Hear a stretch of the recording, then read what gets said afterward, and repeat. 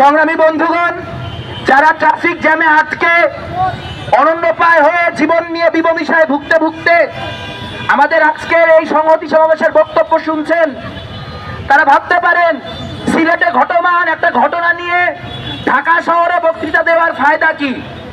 ঢাকা শহরে যদি আমরা রিক্সা শ্রমিকদের পক্ষে বক্তৃতা দেই, তাতে কি সরকারের অবস্থা পরিবর্তন হবে? তাদের শুধু একটা জিনিস বলতে চাই, শেখ হাসিনার পতনের পিছনে মূল ভূমিকা পালন করেছিল বিভিন্ন সামাজিক রাজনৈতিক গোষ্ঠীর মধ্যে সংহতি।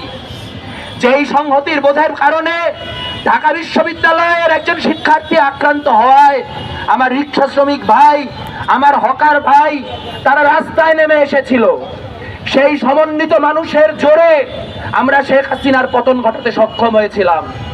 কিন্তু আমরা দেখতে পেলাম শেখ হাসিনার পতন ঘটার পর থেকে ছাত্র সমন্বয়ক নামে যে একদল লুম্পেনের বাচ্চা দেশের সকল জায়গায় ক্ষমতায়িত হলো, তাদের প্রধান এবং প্রথম কাজ হলো বাংলাদেশের শ্রমজীবী মানুষের বিরুদ্ধে এক ধরনের যুদ্ধ ঘোষণা করা।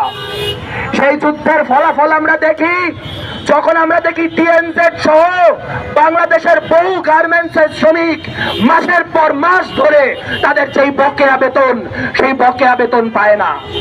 আমরা দেখতে পাই, যখন আমরা দেখি আজকেও চট্টগ্রাম শহরে একজন পোশাক শ্রমিক তিনি এক ধরনের কাঠামোগত হত্যার শিকার হয়েছেন, কারণ তার অসুস্থতার পরও সেই মহিলা শ্রমিক যখন বিরতি চেয়েছিলেন, যখন ছুটি চেয়েছিলেন, তখন তাকে কোনো ছুটি দেওয়া হয়নি এবং তার ফলে কারখানায় কাজ করতে করতে তার মৃত্যু হয়েছে।